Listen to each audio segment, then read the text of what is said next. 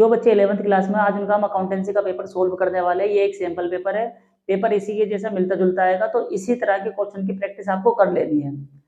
तो इसके question number first की तरफ बढ़ते हैं। ठीक है, तो क्वेश्चन नंबर फर्स्ट में जो कह रहा है state the meaning of software. Question number 1, question number 1 में इसने कहा है state the meaning of software. कह रहा सॉफ्टवेयर की मीनिंग बताओ। अब सॉफ्टवेयर क्या होता है? वैसे सभी को मालूम है सॉफ्टवेयर एक तरह की इनटेंजिबल एसेट्स होती है जिन्हें हम देख नहीं सकते, लेकिन सॉफ्टवेयर होता क्या है? सॉफ्टवेयर कई सारे प्रोग्रामों का एक ऑर्डर होता है। इसका मतलब कोई सिस्टम में कोई भी एक प्रोग्राम है कि एक बटन को क्लिक करने पे दूसरा कौन सा पेज ओपन होगा, तो ये क्या कहलाएगा? ये सॉफ्टवेयर कहलाएगा। तो सॉफ्टवेयर की सिंपल मीनिंग है जहां कई सारे प्रोग्राम को एक साथ एक ऑर्डर में तैयार किया जाता है, उसी को हम सॉफ्टवेयर कहते हैं। ये क्वेश्चन नंबर फर्स्ट का आंसर था। अब क्वेश्चन नंबर 2, क्वेश्चन नंबर 2 में इसने पूछा हमसे प्रॉमिस नोट की दो पार्टीज के नाम बताओ। तो प्रॉमिस नोट की जो दो पार्टी है वो एक ड्रॉवर होता है और एक ड्रॉई होता है। ड्रॉवर जो बिल लिखता है और इसे पेमेंट मिलती है, ड्रॉई जो बिल पे करने का प्रॉमिस करता है। तो इसका आंसर हो जाएगा ड्रॉवर एंड ड्रॉई। अच्छा, ड्रॉवर को कई बार मेकर भी कहा जाता है और ड्रॉई को पेई भी कहा जाता है। क्वेश्चन नंबर सेकंड के बाद आ जाते हैं हम क्वेश्चन नंबर थर्ड पे। तो question number third, question number third में देखो, मैं क्वेश्चन पढ़ रहा हूँ, इसको ध्यान से सुनेंगे। कह रहा है Rakesh keep incomplete record his business. इतना पढ़ते ही हमें समझ में आ गया ये जो थर्ड क्वेश्चन है वो सिंगल एंट्री वाले चैप्टर से। आगे कह रहा है he give the following information. Capital at the beginning 8 lakh. शुरुआत की कैपिटल 1 लाख थी, तो उसको किस नाम से लिखा जाएगा? Opening capital. और ओपनिंग कैपिटल का अमाउंट जो हो गया वो हो गया 8 लाख। नेक्स्ट पढ़ते capital at the end of the year 6,20,000। मतलब क्लोजिंग कैपिटल जो दे रखी है हमें, क्लोजिंग कैपिटल, क्लोजिंग कैपिटल का अमाउंट दे रखा है 6,20,000। नेक्स्ट पढ़ते हैं क्वेश्चन में 2,50,000 was withdraw by him personal use. कह रहा है 2.5 लाख रुपए पर्सनल यूज के लिए लिए जाते हैं। तो ड्रॉइंग भी दे दी इस क्वेश्चन में, ड्रॉइंग कितनी दे दी क्वेश्चन में? 2.5 लाख। नेक्स्ट पढ़ते हैं, आगे से कहा है Rakesh need a money for expenses for his business. He ask his wife for help. His wife allow him to sell our ornament and invest the amount in the business which come 30,000। इन्होंने पैसे की जरूरत पड़ी, उन्होंने अपनी बीवी से कहा या अपनी वाइफ से कहा ऑर्नामेंट बेच दो और जो भी पैसा आएगा वो फ्रेश कैपिटल मान ली जाएगी, वो पैसे बिजनेस में लगा दिए। तो फ्रेश कैपिटल के कई सारे नाम है, इसे इंट्रोड्यूस कैपिटल, फर्दर कैपिटल, बहुत सारे नामों से जाना जाता है। फिलहाल मैंने फ्रेश कैपिटल के नाम से लिख लिया। और फ्रेश कैपिटल का जो अमाउंट है वो है 30,000। यहाँ तक की इन्फॉर्मेशन मैंने पता चल गई है। कह रहा है calculate the profit and loss year ending. कह रहा है प्रॉफिट एंड लॉस बताओ ईयर का। तो हमें जो बनाना पड़ेगा, इसके लिए बनाना पड़ेगा statement of profit and loss statement. Statement लिख दिया, दोबारा लिखने की जरूरत नहीं है। Statement of profit and loss account. Single entry system में ऐसा होता है जब आपसे प्रॉफिट एंड लॉस निकालने को बोल दिया जाता है तो आपको ध्यान रखना है क्या प्लस होना और क्या माइनस होना है। तो जो फॉर्मेट में बता रहा हूँ उसी फॉर्मेट को फॉलो करके क्वेश्चन करेंगे। यहाँ लिख दिया मैंने पर्टिकुलर, यहाँ लिख दिया अमाउंट। तो सबसे पहले यहाँ पे क्लोजिंग कैपिटल लिखी जाती है, यहाँ पे हमने लिख दिया क्लोजिंग कैपिटल। अब क्वेश्चन में क्लोजिंग कैपिटल हमें गिवन है, क्लोजिंग कैपिटल इक्वल टू 6,20,000। ठीक है, क्लोजिंग कैपिटल के बाद मैं फॉर्मेट के अकॉर्डिंग बता रहा हूँ, फॉर्मेट के अकॉर्डिंग इसमें ड्राइंग नाम की चीज जोड़ी जाती है। तो यहाँ पे हमने लिख दिया ड्राइंग प्लस ड्राइंग। अब ड्राइंग क्वेश्चन में गिवन है, हाँ गिवन है कितनी है? 2.5 लाख। तो यहाँ लिख दिया मैंने 2,50,000। अब इन दोनों को ऐड कर दिया तो यहाँ आ जाएगा 8,70,000। ठीक है, अब यहाँ लिखने के बाद जो हमारा अगला स्टेप है, अगला स्टेप होता है यहाँ पे थोड़ा उल्टा सिस्टम करना होता है। प्लस ना करके यहाँ पे लिखेंगे माइनस फ्रेश कैपिटल। उल्टा सिस्टम का मतलब जो हम पैसे विड्रॉ वगैरह कर रहे हैं वो ऐड करो, जो पैसे डाल रहे वो लेस करो। इसलिए मैंने फ्रेश कैपिटल को क्या कर दिया? माइनस कर दिया। तो फ्रेश कैपिटल का जो अमाउंट है 30,000, इन दोनों को लेस करूंगा तो यहाँ पे आ जाएगा 8,40,000। अब ये जो निकल के आई है इसको हम लोग एडजस्ट कैपिटल बोलते हैं। एडजस्ट कैपिटल, एडजस्ट कैपिटल में से लेस करते हैं हम लोग opening capital. Opening capital, question में ओपनिंग कैपिटल भी गिवन है। ओपनिंग कैपिटल कितनी है? 8 लाख। तो यहाँ पे लिख दिया मैंने 8 लाख। अब ये देखो हमारी जो एडजस्ट कैपिटल है वो है 8,40,000 और हमारे पास जो ओपनिंग कैपिटल है वो है 8 लाख की। तो जो इन दोनों का जो डिफरेंस होता है उसी डिफरेंस को प्रॉफिट माना जाता है। तो इस क्वेश्चन में जो प्रॉफिट निकल के आएगा दोनों को लेस कर देंगे और प्रॉफिट का जो अमाउंट निकल के आएगा वो कितना आएगा 40,000। तो प्रॉफिट कितना निकल के आएगा हमारा 40,000। इनमें से कभी कभी ऐसा होता है फ्रेश कैपिटल ना दे रखी हो तो लिखने की जरूरत नहीं है और फॉर्मेट यही है, इसी फॉर्मेट को फॉलो करना। क्या लिखना है? Closing capital plus drawing minus fresh capital और माइनस ओपनिंग कैपिटल। तो ये सिंगल एंट्री में प्रॉफिट निकल के आ जाता है। नंबर 4 कह रहा है define the provision for bad डेब्ट। उसने ये पूछा है प्रोविजन फॉर बैड डेब्ट। उसने ये कहा है क्वेश्चन में defined the provision for bad डेब्ट एंड एडजस्टमेंट एंट्री। कह रहा प्रोविजन फॉर बैड डेब्ट क्या होता है और इसकी एडजस्टमेंट एंट्री क्या होगी। सिंपल तरीके से करेंगे इसको। प्रोविजन फॉर बैड डेब्ट, बैड डेब्ट का मतलब क्या होता है? बैड मतलब बेकार, डेब्ट मतलब डूब गया। भाई ऐसा पैसा जो मुझे किसी से लेना है और मैं वो उसको रिकवर नहीं कर पा रहा हूँ, उससे ले नहीं पा रहा हूँ, या वो पैसा मेरा चला गया, तो उसी को हम लोग प्रोविजन फॉर बैड डेब्ट कहते हैं। जो पैसा मैं लेना चाहता हूँ लेकिन किसी से नहीं ले पा रहा हूँ वो हमारा क्या है? प्रोविजन फॉर बैड डेब्ट है। अब ये इसकी एडजस्टमेंट एंट्री पूछी है तो एडजस्टमेंट एंट्री इसकी सिंपल सी है, profit and loss account debit to provision for bad डेब्ट। अब ऐसा हमने क्यों करा? क्योंकि ये जो प्रोविजन फॉर बैड डेब्ट है ये ट्रांसफर किस में हो जाएगा? प्रॉफिट एंड लॉस अकाउंट में जाएगा। तो प्रॉफिट एंड लॉस अकाउंट में जो भी लॉस ट्रांसफर होते हैं उन्हें हम लोग प्रॉफिट एंड लॉस को डेबिट के नाम कर देते हैं। बाकी क्रेडिट किसको कर देंगे? जो हमारा लॉस है। ठीक है, तो ये हो गया क्वेश्चन नंबर 4 का। क्वेश्चन नंबर 6 इसके और में भी क्वेश्चन दिया हुआ है, क्वेश्चन आपको दिख जाएगा सामने लिखा हुआ। क्वेश्चन में ये कह रहा है list of the various advantage of computerise accounting और करके जो लिखा हुआ है state the limitation of computer. तो हम ये वाला क्वेश्चन कर लेते हैं, इसके लिमिटेशन वाला। क्वेश्चन नंबर 6 कंप्यूटर की लिमिटेशन क्या है। देखो कंप्यूटर की लिमिटेशन सबको मालूम है, कंप्यूटर का जो जीरो IQ होता है वो जीरो होता है। कंप्यूटर अपनी तरफ से कुछ भी नहीं सोच सकता, उसको जो हम प्रोग्राम करते हैं वो वही सोचता है और वही कैलकुलेट करता है। तो कंप्यूटर की जो पहली लिमिटेशन है वो ये है कि उसका IQ जो होता है वो जीरो होता है। कंप्यूटर खुद अपनी तरफ से कोई डिसीजन नहीं ले सकता है, वो अपनी तरफ से कोई डिसीजन नहीं ले सकता और कंप्यूटर को जो ऑपरेट करता है वो कोई डिसीजन लेते। तो ये सारी इसकी प्रॉब्लम है। ठीक है, तो कंप्यूटर में कोई IQ नहीं होता, ये डिसीजन नहीं ले सकता, ये सेल्फ ऑपरेट नहीं होता, इसको ऑपरेट करने वाला कोई चाहिए होता, बहुत सारे लिमिटेशन है। तो क्वेश्चन नंबर 6 में कोई भी 2 लिमिटेशन को आप लिख देना। क्वेश्चन नंबर 7 क्वेश्चन नंबर 7 में उसने कहा state the whether of the following expenses capital और रिवेन्यू। क्वेश्चन नंबर 7 में हमें 2 चीजें बतानी है कि वो कौन से टाइप का खर्चा है, वो कैपिटल खर्चा है या फिर एक्सपेंडिचर है वो। अब कैपिटल सबको मालूम होगा, ऐसे खर्चे जो लॉन्ग टाइम तक चलते हैं वो कौन से खर्चे होते हैं? कैपिटल। रिवेन्यू खर्चे या एक्सपेंसेस वो होते हैं जो एक साल में कई बार होते हैं, ये बार बार नहीं होते। कैपिटल में एक बार हो गया, लेकिन रिवेन्यू या एक्सपेंसेस जो ऐसे एक्सपेंसेस होते हैं जो बार बार होते रहते हैं। तो इसके अंदर 2 ही चीजें पूछी है कि कैपिटल बताओ या रिवेन्यू बताओ। तो एक्सपेंसेस को हटा के हम यहाँ पे रिवेन्यू के नाम से लिख देते हैं। अब इसका फर्स्ट वाला पार्ट पढ़ते हैं, 7 का फर्स्ट वाला पार्ट। कह रहा है इसमें expenses on white washing and painting the building purchase to make it is ready for use. आपने बिल्डिंग खरीदी थी और बिल्डिंग खरीदते टाइम में व्हाइट वॉशिंग करवाई है। ठीक है, तो ये जो खर्चा वो कैपिटल खर्चा माना जाएगा, क्योंकि यहाँ जो व्हाइट वॉश हुआ है वो कब हुआ है? बिल्डिंग को खरीदते टाइम, तो ये उसी की कॉस्ट में जोड़ दी जाएगी। तो कोई भी ऐसी कॉस्ट जो रेडी करने के लिए ली जाती है प्रॉपर्टी को, वो कौन सी कॉस्ट मानी जाती है? कैपिटल मानी जाती है। तो जो सेकंड वो जो फर्स्ट वाला है वो होगा कैपिटल। सेकंड वाला देखते हैं। सेकंड वाले में कह रहा है 10,000 spent on construction from platform और न्यू मशीन। सेकंड में भी यही बात बोल रहा है, न्यू मशीन को कंस्ट्रक्ट करवाने में 10,000 का खर्चा हुआ है। अब मैंने बताया ना, मशीन को रेडी करने में जो भी खर्च होता है शुरुआत में, उस खर्च को कैपिटल माना जाता है। तो ये खर्च भी कौन सा माना जाएगा? कैपिटल एक्सपेंसेस माना जाएगा। थर्ड जो दे रखा है repair expenses 25,000 indicate the white washing the factory building. अब यहाँ बिल्डिंग को खरीदी नहीं है, यह बात हमें ध्यान रखनी है, पहले से ही पड़ी हुई है। तो व्हाइट वॉशिंग तो खर्चा बार बार होने वाला है, तो ये जो खर्चा होता है इसको हम लोग रिवेन्यू डालेंगे। तो थर्ड वाला जो होगा वो हमारा रिवेन्यू में जाएगा। इसका मतलब यहाँ पे खरीदते टाइम नहीं हुआ व्हाइट वॉश, इसके अंदर फर्स्ट वाले में जो व्हाइट वॉश करवाया था मशीन या बिल्डिंग को खरीदते टाइम ही करवाया था, तो इसलिए वो कैपिटल, जबकि ये वाला रिवेन्यू में आएगा। क्वेश्चन नंबर 8 क्वेश्चन नंबर 8 में उसने कहा है from the following figure calculate the operating profit. हमसे ये निकालने को बोला है कि ऑपरेटिंग प्रॉफिट निकालो।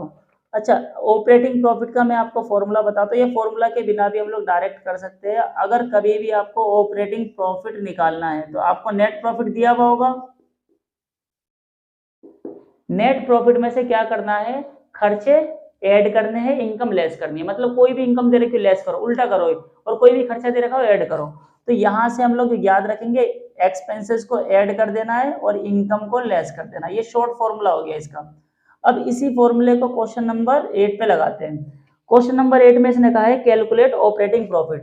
तो यहाँ पे मुझे ओपी निकालना है, ऑपरेटिंग प्रॉफिट निकालना है। अब क्वेश्चन में सबसे पहले नेट प्रॉफिट गिवन होना चाहिए, तो इस क्वेश्चन में नेट प्रॉफिट गिवन है, हाँ दे रखा है। नेट प्रॉफिट देखेंगे 1,00,000 है, तो नेट प्रॉफिट की जगह हमने यहाँ पे नेट प्रॉफिट ही रहने दिया, नेट प्रॉफिट। अच्छा, क्वेश्चन में इसके बाद रखा gain on sale of machine. Gain मतलब प्रॉफिट, प्रॉफिट को हम क्या करते हैं, लेस करते हैं, इनकम लेस होगा, तो यहाँ माइनस लिख दिया gain of sale assets. Next पढ़ते हैं डोनेशन रिसीव, ये भी तो इनकम है, तो ये भी क्या होगी, लेस होगी, तो यहाँ लिख दिया मैंने डोनेशन। लेस दे रखा है रेंट रिसीव, मतलब नेक्स्ट दे रखा है रेंट रिसीव। अब रेंट रिसीव वो भी इनकम है, तो इनकम को भी लेस कर देंगे, यहाँ लिख दिया मैंने रेंट रिसीव्ड। रेंट रिसीव्ड के बाद दे रखा है interest on loan paid. Interest on loan paid करा, ये खर्चा है, खर्चों को ऐड करना है, प्लस में इंटरेस्ट ऑन लोन पेड। ये जो फॉर्मूला बना दिया, किसका बना दिया, ऑपरेटिंग प्रॉफिट। अब कैलकुलेट कर लेते हैं operating profit equal to net profit, amount है इसका 1,00,000, gain on sale of assets ये अमाउंट है 15,000, माइनस डोनेशन का जो अमाउंट है वो है 2,000, रेंट रिसीव इसका जो अमाउंट है वो है 10,000, और इंटरेस्ट जो पेड करा वो है 20,000। तो यहाँ पे प्लस में 20,000 हमने डाल दिया। अब इसको सोल्व करने के लिए एक काम करेंगे, माइनस माइनस को प्लस कर लेते। तो यहाँ 1,00,000 का तो 1,00,000 लिख दिया, 15 और यहाँ 25 और ये 27, तो यहाँ आ गया माइनस का 27,000 प्लस का 20,000। इन तीनों को ऐड कर दिया, माइनस माइनस प्लस। अब प्लस माइनस तो माइनस हो जाएगी, तो यहाँ पहले इन दोनों को माइनस कर देते। 1,00,000 माइनस 7,000, 20,000 में से 27 के 7,000 माइनस का बच गया। अब 1,00,000 में से 7 गया तो यहाँ बच जाएगा 93,000। तो operating profit equal to 93,000। Question number 9, उसमें कहा है rectify the following errors. Error वाले चैप्टर से आ गया क्वेश्चन। अच्छा, एरर वाले चैप्टर की थ्योरी इंपॉर्टेंट है, इसमें आप थ्योरी में इतना पढ़ लेना एरर्स क्या है और ये कितने टाइप की होती है, ये आ सकता है क्वेश्चन। अब हमारे यहाँ पे प्रैक्टिकली क्वेश्चन आया है, और प्रैक्टिकली क्वेश्चन में क्या पढ़ते हैं, पहला क्वेश्चन दे रखा है credit sales of Mohan. Mohan को उधार माल बेचा 7,000 का, कह रहा were recorded in purchase book, और हमने कौन से में रिकॉर्ड कर दिया, परचेज बुक में। मतलब हमने यहाँ देखो सेल्स करा था और हमने रिकॉर्ड कहाँ पे कर दिया, परचेज में कर दिया। तो परचेज की एंट्री गलत है, जबकि सेल की एंट्री सही है, वो तो करनी है मुझे, और परचेज की एंट्री गलत हो चुकी है। आगे कह रहा Mohan account was correctly debit, और मोहन के नाम से करेक्ट एंट्री हो चुकी है। तो अब एक बात ध्यान रखेंगे, जब भी परचेज को बढ़ाना होता है हम डेबिट करते हैं, सेल्स को घटाना होता है क्रेडिट करते हैं। तो यहाँ परचेज में एंट्री हो चुकी है, मतलब परचेज को कम करना और सेल्स को बढ़ाना है। तो सेल्स को बढ़ाने के लिए हम लोग क्रेडिट करते हैं, यहाँ पे लिख दिया मैंने टू सेल्स, क्योंकि सेल्स में एंट्री हो ही नहीं। सेल्स में एंट्री करने के लिए सेल्स को क्रेडिट कर दो। एंट्री हो किस में गई, परचेज में एंट्री हो गई। परचेज में एंट्री होने का मतलब परचेज को डेबिट कर दिया है। अब हम क्या कर देंगे, परचेज को क्रेडिट कर देंगे। तो यहाँ मैंने लिख दिया टू परचेज। समझ में आया बेटा, या ध्यान से सुनो, अगर कोई चीज गलती से पहले डेबिट हो गई उसे आप क्रेडिट करते हो, वो खत्म हो गया। उसने बोला परचेज में एंट्री कर दी, मतलब परचेज वहां डेबिट हो गया, यहाँ मैंने परचेज को क्रेडिट कर दिया, खत्म ये एंट्री। सेल्स को तो क्रेडिट करना ही था यहाँ पे। अब डेबिट किसको करे, फिलहाल तो मैं यहाँ पे जो नाम दिया था मोहन वो करता, लेकिन क्वेश्चन में आगे कह दिया मोहन के नाम से सही एंट्री हुई है। मोहन के नाम से सही एंट्री हुई, तो हम तो एरर तो कर रहे हैं ना, यहाँ पे गलती को सुधार रहे। तो जब हमें पता नहीं चल रहा कि डेबिट किसको करे, तो हम यहाँ पे एक अकाउंट ओपन कर देंगे जिसको हम लोग कहते हैं सस्पेंस अकाउंट। अब अमाउंट कितने का था, अमाउंट था 7,000 यहाँ, 7,000 यहाँ, तो सस्पेंस के सामने कितना आ जाएगा, 14,000। ये था फर्स्ट क्वेश्चन इसका। सेकंड में देखो क्या कह रहा है, credit purchase from Rohan. Rohan से माल उधार खरीदा 9,000 का, परचेज कराए, तो परचेज में एंट्री कर देते और परचेज को डेबिट करते हम, ठीक है। उसने क्या कर दिया, सेल्स बुक में एंट्री कर दी, मतलब उसने सेल्स को बढ़ा दिया, सेल्स को क्रेडिट कर दिया। तो मुझे ये एंट्री ठीक करनी है, जिसमें नहीं हुई उसमें करो, परचेज में करनी है एंट्री है। तो यहाँ मैंने परचेज को डेबिट कर दिया, क्योंकि परचेज तो करना ही करना था। समझ में आया बेटा? परचेज को डेबिट क्यों करा है? क्योंकि परचेज तो उसने किया ही किया है, गलती ये कर दी उसने सेल्स अकाउंट में एंट्री कर दी है, तो सेल्स को करते हैं। अब सेल्स में एंट्री करने का मतलब उसने सेल्स को क्रेडिट करा होगा, हम सेल्स को यहाँ पे डेबिट कर देंगे, तो यहाँ लिख दिया मैंने सेल्स अकाउंट डेबिट। क्लियर यहाँ तक? सेम इसकी उल्टी एंट्री है वाली। और ये रोहन ने करा था, रोहन की एंट्री सही हुई है, रोहन के नाम से सही एंट्री, तो अब यहाँ क्रेडिट में कुछ तो आएगा, तो किसका नाम लिख देंगे क्रेडिट में? जब हमें कुछ नहीं पता चलता तो वहां उस पर हम लिख देते नाम सस्पेंस अकाउंट। अमाउंट दे रखा 9000, तो यहाँ भी 9000, यहाँ भी 9000 और यहाँ आ जाएगा 18000। अब इसका थर्ड पार्ट पढ़ते हैं। कह रहा है goods return to Rakesh, Rakesh को माल वापस करा है, माल वापस करा है, तो भाई ये कौन सा रिटर्न है? माल वापस करेंगे तो ये परचेज रिटर्न था, और परचेज रिटर्न हमेशा क्रेडिट होते हैं, तो मैं ये सुन लो माल वापस करा है, तो भाई परचेज रिटर्न के नाम से तो एंट्री आनी थी, पीआर मतलब परचेज रिटर्न, ये तो 2 में होता ही होता। उसने क्या करा? उसने रिकॉर्ड कर दिया सेल्स रिटर्न बुक में। एंट्री करने का मतलब उसने सेल्स रिटर्न बुक को डेबिट कर दी, तो मैं यहाँ पे क्या कर दूंगा? टू सेल्स रिटर्न बुक को कर दिया, मतलब परचेज रिटर्न तो होता है क्रेडिट, लेकिन वो गलती से परचेज रिटर्न को डेबिट कर, सेल्स रिटर्न को डेबिट कर चुके, तो मैंने सेल्स रिटर्न को क्रेडिट कर दिया। अब डेबिट कौन होगा? आगे इसने कहा राकेश की एंट्री सही हुई है, तो यहाँ पे डेबिट हम यहाँ पे कर देंगे सस्पेंस अकाउंट को, सस्पेंस अकाउंट डेबिट। ये सारे क्वेश्चन एक ही जैसे है, यहाँ भी कितना लिख दिया? 4000, 4000 और 4000, तो यहाँ अमाउंट गलत हो जाएगा, तो इसका मतलब इसको 4 नहीं, इसको 8000 कर देंगे। अब फोर्थ एंट्री है goods return from Mahesh, Mahesh से माल वापस आया, तो ये कौन सा रिटर्न था? सेल्स रिटर्न था, ठीक है।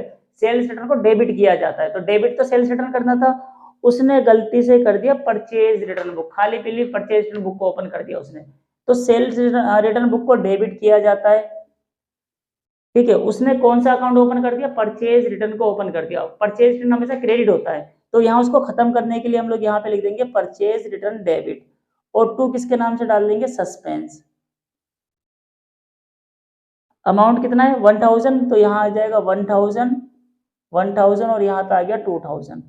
अब लास्ट एंट्री है, लास्ट कह रहा है गुड्स रिटर्न टू नरेश, ठीक है, टू नरेश, नरेश को माल वापस करा और हमने वो एंट्री किस में कर दी? परचेज बुक में, मतलब परचेज को डेबिट कर दिया, तो परचेज को हम सही करने के लिए क्या करेंगे? टू परचेज, ठीक है। अब ये बताओ गुड्स रिटर्न करा है, तो यहाँ कौन सा रिटर्न है? परचेज रिटर्न, तो परचेज रिटर्न हमेशा क्या होता है? क्रेडिट होता है, तो यहाँ पे लिख देंगे टू परचेज रिटर्न, और डेबिट किसको कर देंगे? डेबिट यहाँ पे कर दिया जाएगा सस्पेंस अकाउंट को। अमाउंट है 2000, तो यहाँ 4000 लिख देंगे, यहाँ भी 2000 और यहाँ भी 2000। Question number 10, A sell goods 30,000 to B, A ने बी को माल बेचा 30,000 का, तो ए जो है वो सेलर है, कितने का माल बेचा है? 30,000, और बी जो है परचेजर है, बी ने कितने का माल खरीदा होगा? 30,000 का, दोनों ने 30 का बेचा और खरीदा, और इसकी जो डेट दे रखी है वो दे रखी है 1 जनवरी 2017। क्वेश्चन को आगे पढ़ते हैं। On the same day draw a bill, और एक बिल ड्रॉ करा गया है, जो माल बेचता है वही बिल ड्रॉ करता है, तो बिल ड्रॉ कौन करेगा? ए, तो यहाँ पे ए है और बी है, तो ये तो हो गया ड्रॉवर और ये हो गया ड्रॉइंग, मतलब ये बिल बनाएगा और ये बिल एक्सेप्ट करेगा और ये पेमेंट इसको कर देगा लास्ट में। आगे हम लोग पढ़ते हैं फॉर द 3 मंथ। अच्छा, ये जो बिल बनाया गया, ये जो ड्रॉ करा गया, बिल की डेट कितने मंथ की है? बिल है 3 मंथ का, यहाँ तक हमने पढ़ लिया है। बी ने एक्सेप्ट करा और रिटर्न कर दिया है, बी ने ये बिल एक्सेप्ट करा इससे और इसको वापस रिटर्न भी कर दिया। आगे बढ़ते हैं, कि वो डिस्काउंट 4 जनवरी, भाई इसने डिस्काउंट करवा लिया 4 जनवरी को, डिस्काउंट करवाया 4 जनवरी, सॉरी 4 जनवरी नहीं है, 4 फरवरी की डेट है, 4 फरवरी को इसने डिस्काउंट करवा लिया।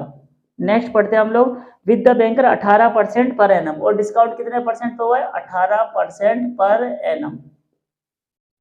The acceptance of the discounting on due date, the noting charge will paid by the banking charge, मतलब ड्यू डेट पे इसकी पेमेंट नहीं मिली और नोटिंग चार्ज जो लगा है, एनसी जो लगा है, नोटिंग चार्ज आया 200 रुपए का।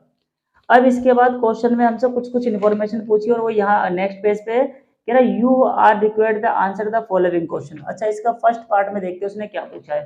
फर्स्ट में बोला calculate the amount of discount on discounting the bill, मुझे कौन सा अमाउंट बताना है? डिस्काउंट का अमाउंट बताना है, तो यहाँ लिख दिया मैंने डिस्काउंट चार्ज।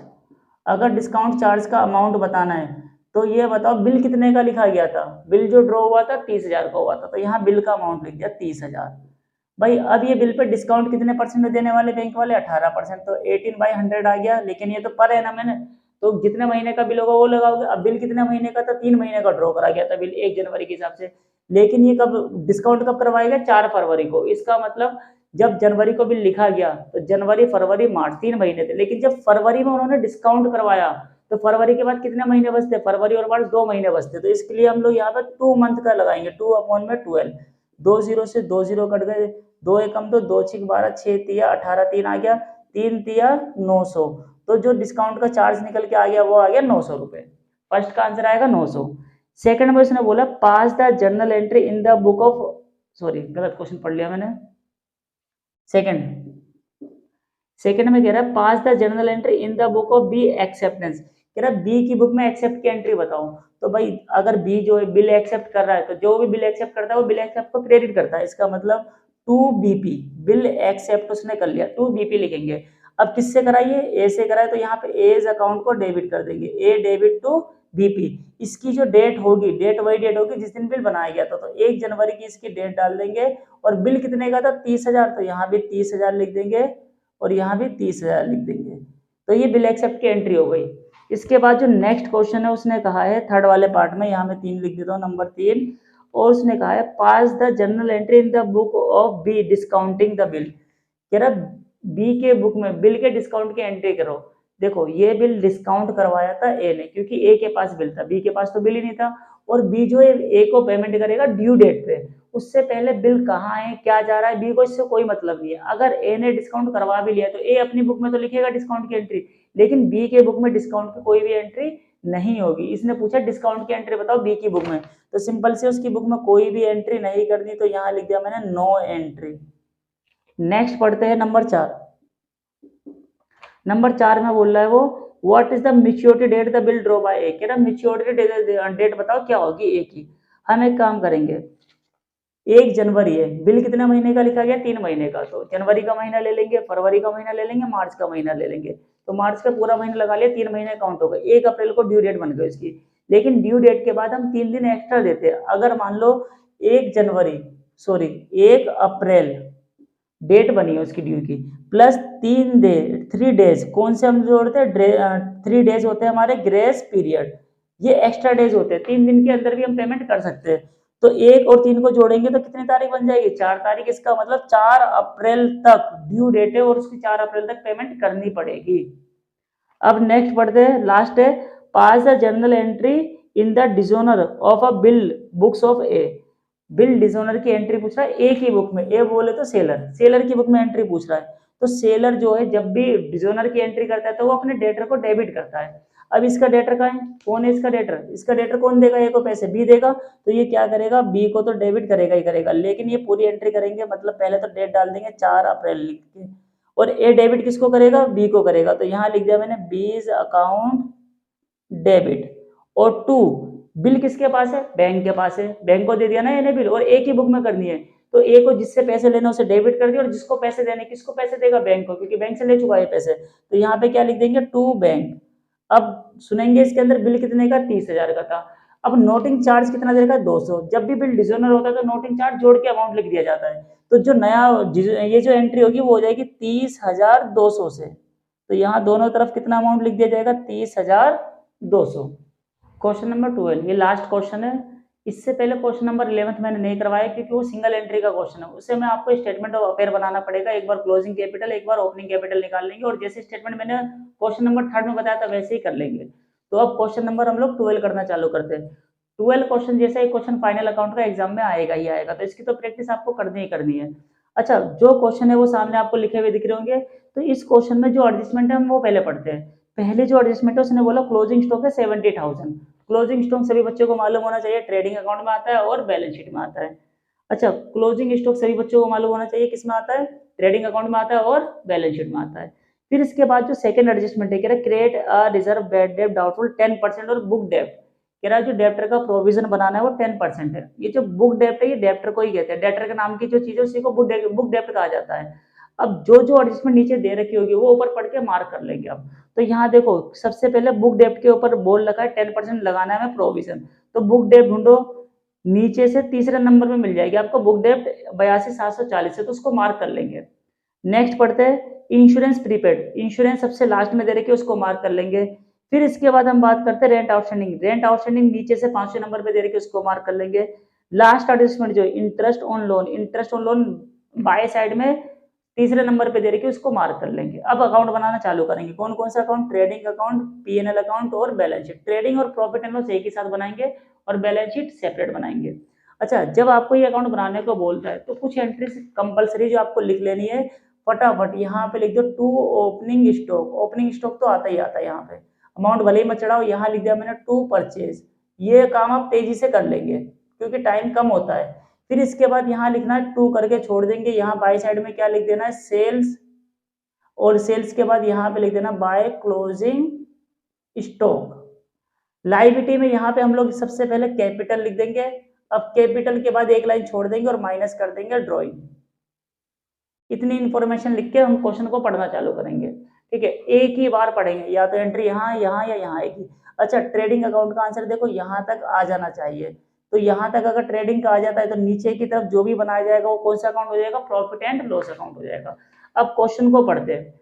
क्वेश्चन में सबसे पहले ड्रॉइंग लिखा हुआ है। अब ड्रॉइंग ना ट्रेडिंग में आती ना पीएनएल में आती, तो ड्रॉइंग का जो अमाउंट है वो कहाँ लिख दिया जाएगा? यहाँ की तरफ। ड्रॉइंग का अमाउंट है 6,300। ड्रॉइंग को बैलेंस शीट में लिखा जाता है। अब इसके बाद ड्रॉइंग के बाद cash at bank. Cash at bank, cash हमारी क्या होती है? एसेट्स। ना तो ट्रेडिंग में आएगा ना इसमें आएगा, तो कैश एट बैंक को एसेट साइड में लिख दिया मैंने, लिख दिया कैश। और कैश का जो अमाउंट है 13,870। नेक्स्ट पढ़ते बिल रिसेबल।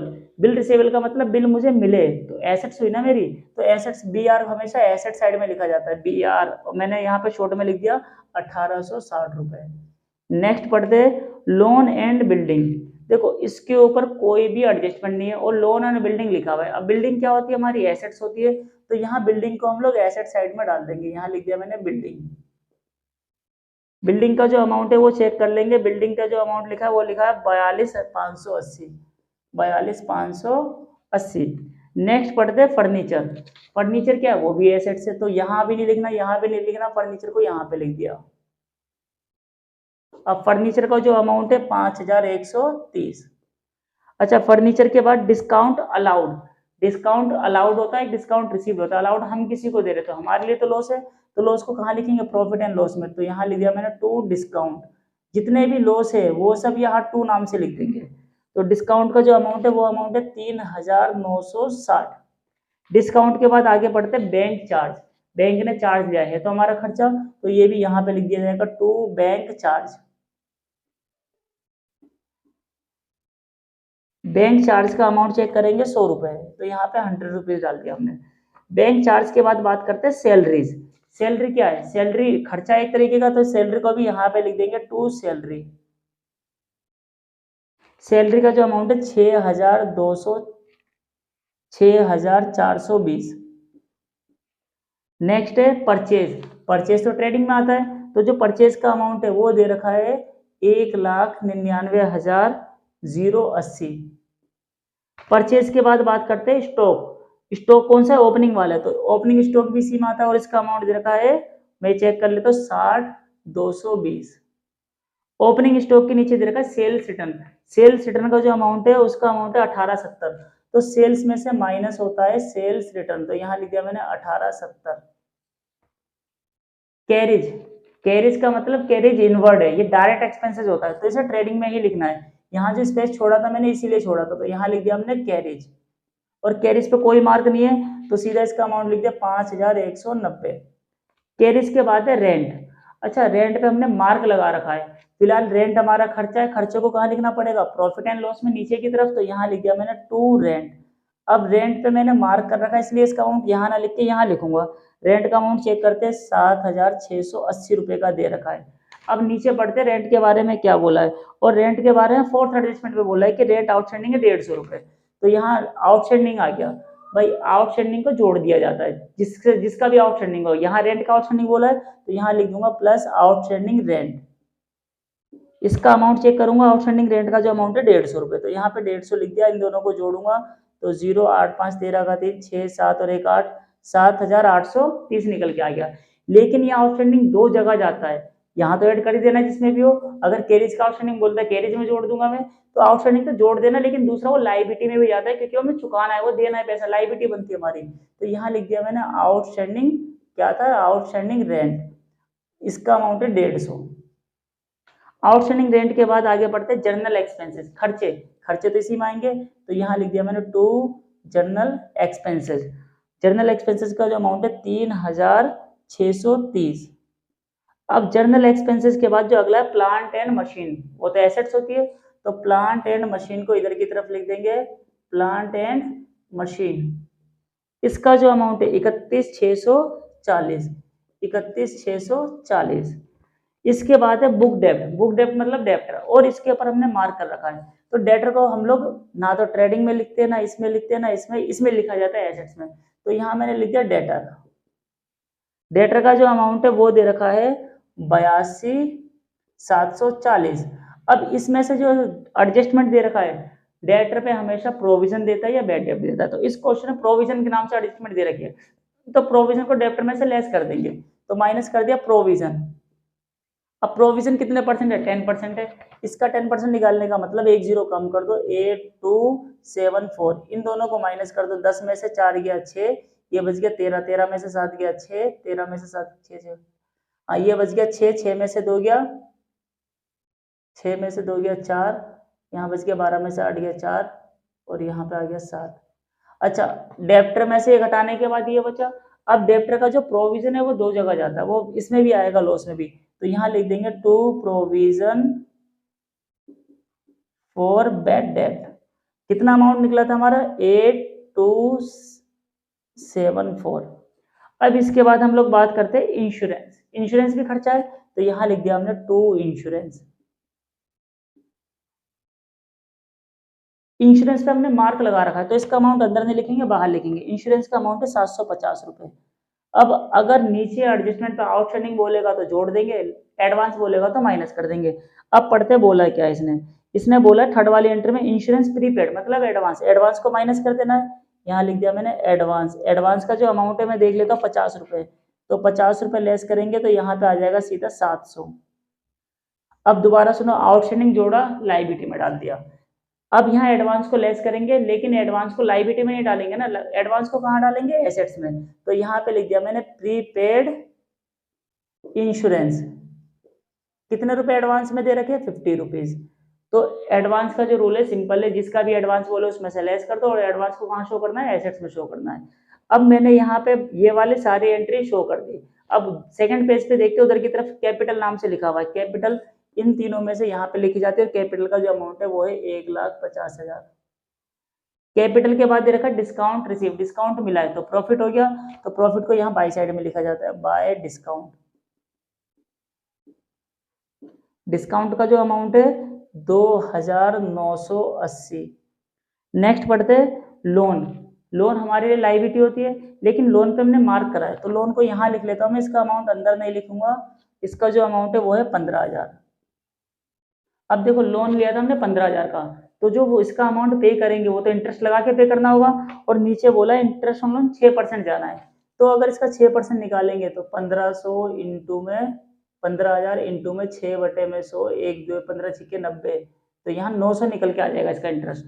तो यहाँ प्लस मैंने लिख दिया इंटरेस्ट ऑन लोन, लोन 900 निकल के आ गया, तो यहाँ आ गया 15,900। लोन लिया था 15,000 का, 900 रुपये इंटरेस्ट देंगे तो 15,900। अब इसके बाद बात करते हैं जो इंटरेस्ट ऑन लोन है वो तो लॉस भी है हमारे लिए, तो ये इंटरेस्ट ऑन लोन की एंट्री दो जगह जाएगी, लोन में जोड़ दिया, साथ में यहाँ पे लिख देंगे टू इंटरेस्ट ऑन लोन, और इसका जो अमाउंट है वो आ गया 900। नेक्स्ट पढ़ते हैं परचेज रिटर्न। परचेज जैसे सेल्स में से सेल्स रिटर्न माइनस होता है, ऐसे परचेज में से परचेज रिटर्न माइनस होता है। तो इसका जो अमाउंट था परचेज का अमाउंट दोबारा से लिखेंगे, यहाँ मैंने रफ कर दिया है। परचेज का जो अमाउंट है 1,99,080, यहाँ पे लिख दिया मैंने 1,99,080।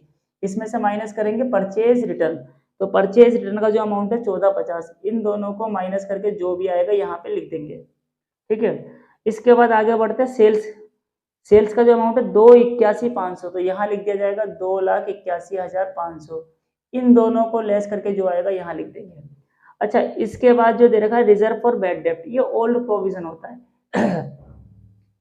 इसको कई लोग लेस भी करते हैं या कुछ करते हैं, अलग अलग ट्रीटमेंट है। आप एक काम करो, ये जब भी दिया हो ओल्ड प्रोविजन वो बाई साइड में लिख देना।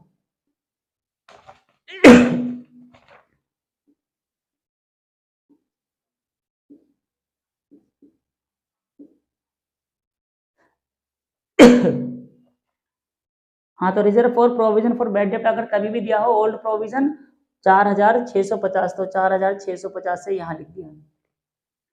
लास्ट है बिल्कुल क्रेडिटर। क्रेडिटर हमारी क्या होती है? लाइबिलिटी, तो उसे लाइबिलिटी में लिख देंगे क्रेडिटर।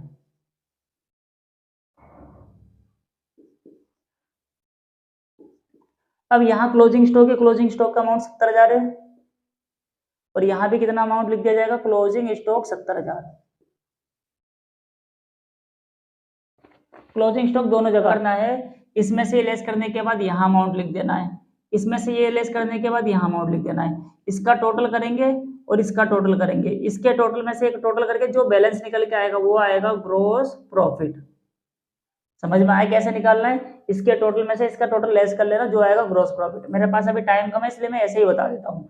अब ग्रॉस प्रॉफिट को यहाँ ट्रांसफर कर देना बाय ग्रॉस प्रॉफिट। जितना अमाउंट यहाँ पे निकलेगा इसी अमाउंट को यहाँ पे ट्रांसफर कर देंगे। अब इसके बाद टोटल करेंगे इसका, और इसका टोटल करने के लिए सिंपल सा प्रोसेस है, इसका टोटल करेंगे यहाँ पे और इसका टोटल कर देंगे। इसके टोटल में से इसके टोटल को लेस करेंगे, जो यहाँ पे अमाउंट बचेगा उसको लिख देंगे टू नेट प्रॉफिट। अब ये जो नेट प्रॉफिट है वो ट्रांसफर होता है बैलेंस शीट में, यहाँ प्लस में लिख देंगे नेट प्रॉफिट। अब आपको क्या करना है? इस अमाउंट में ये जोड़ना है, माइनस करके यहाँ की तरफ लिख देना है। अब इसके बाद बैलेंस साइड का टोटल करना है। बैलेंस शीट की दोनों साइडें आपकी इक्वल आ जाएगी,